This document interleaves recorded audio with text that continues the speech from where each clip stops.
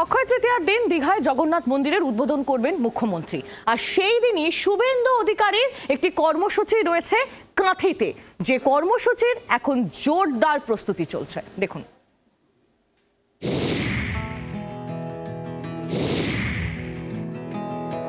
অক্ষয় তৃতীয়ার দিনে পূর্ব মেদিনীপুরে mega event. 30 April একদিকে দীঘায় জগন্নাথ মন্দিরের উদ্বোধন করবেন মুখ্যমন্ত্রী।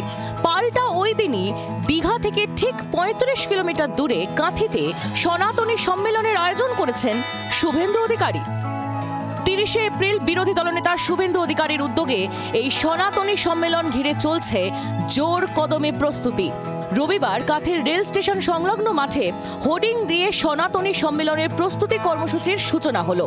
প্রস্তুতি কর্মসূচির সূচনায় উপস্থিত ছিলেন কাঁথির বিজেপি বিধায়ক অরূপ কুমার দাস ও কাঁথি সাংগঠনিক জেলার সাধারণ সম্পাদক চন্দ্রশেখর মণ্ডল। আর অক্ষয় তৃতীয়ার দিন প্রচুর সাধু সন্ত এখানে থাকবেন, আসবেন। সেই সঙ্গে আমরা আশা করছি কাছাকাছি 1 লাখ মানুষ এখানে পৌঁছাবেন, তাদেরকে নিয়ে ধর্ম সম্মেলন হবে।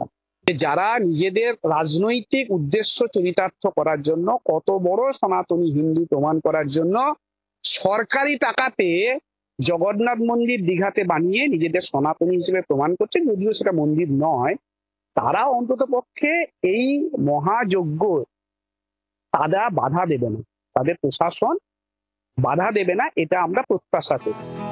কাঁথির সনাতনী সম্মেলনে লক্ষাধিক মানুষের সমাগম হবে বলে আশাবাদী আয়োজকরা। জানা গিয়েছে সভার জন্য মহকুমা প্রশাসনের কাছে সভার অনুমতি চেয়ে আবেদন করেছেন আয়োজকরা। আয়োজক সনাতনী সংস্কার উন্নয়নী সমিতির পক্ষ থেকে জানানো হয়েছে এই সমাবেশ উপলক্ষে হোমযজ্ঞ, পূজা পাঠের আয়োজন হয়েছে। এই ধর্মীয় সম্মেলনে সমস্ত দলমত নির্বিশেষে তৃণমূল, সিপিএম, কংগ্রেস, বিজেপি যা যেই করুক না কেন ব্যক্তিগতভাবে প্রত্যেককে আহ্বান জানানো হবে এই ধর্ম সম্মেলনে। চলতি মাসে 30 এপ্রিল জগন্নাথ ধামের উদ্বোধন করবেন মমতা বন্দ্যোপাধ্যায়।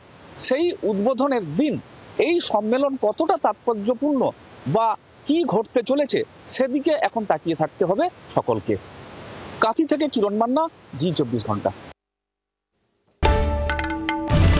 বাংলার আওয়াজ, বাঙালির আবেগ, জি 24 ঘন্টা।